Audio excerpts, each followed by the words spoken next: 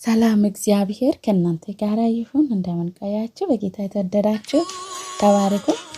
ለጌታ ቃል ጥቂት ደቂቃ ይኑራችሁ። ደግሞ እባካችሁ በጌታ ነው የምላችሁ አንድ ምዕራፍ አንብቡ። የጌታን ቃል የሚያበረታን እሱ ነውና አቅም በሌለበት አቅም የሚሆነ በስደት ላይ ባለነው ጊዜ የሚያጽናናን የእግዚአብሔር ቃል ብቻ ነው። ተባረኩ። ወደ ዛሬ ሐሳብ እንመለሳለን።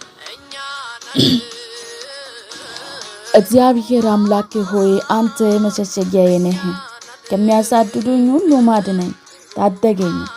አለበለዚያ እንደ አንበሳ ይዘነጥሉኛል፣ የሚያድነኝ በሌለበት ይቦጫጭቁኛል።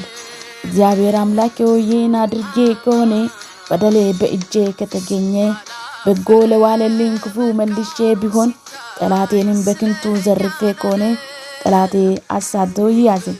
ሕይወቴን ከምድር ይልቀቅ፣ ክብሬንም ከአፈር ይደባለቅ። እግዚአብሔር ሆይ በመዓት ተነሳ፣ በቁጣ በተነሱብኝ ላይ ተነስ። አምላኬ ሆይ ንቃ፣ ትእዛዝንም አስተላልፍ። የሕዝቦቹን ጉባኤ ይከበቡ፣ አንተም ከላይ ሆነ ገሥጻቸው። እግዚአብሔር በሕዝብ ላይ ይፈርዳል።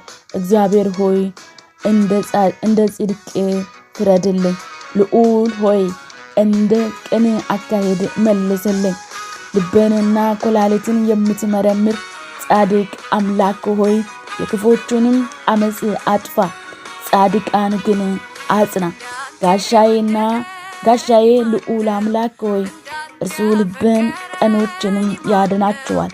እግዚአብሔር ጻድቅ ዳኛ ነው፣ ቁጣው በየዕለቱ የሚገልጥ አምላክ ነው።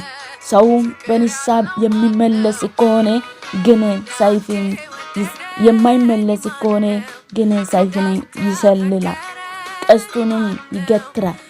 የሚገድለው ጦርም ዕቆቹንም አሰናድቶታል፣ የሚንበለበለውን ፍላጾችንም አዘጋጅቷል። ክፋቱንም የሚያጥን ሰው ያ ሰው ቅጥፍትን እገዛ ሐሰትንም ይወዳል። ጉድጓድን ማሰው አፈሩንም የሚያወጣ ባዘጋጀው ጉድጓድ ራሱ ይገባበታል። ተንኮል ወደ ራሱ ይመለሳል፣ አመፅም በገዛ አናቱ ላይ ይወርዳል። ስለ ጻድቁ ለእግዚአብሔር ምስጋና ያቀርባል።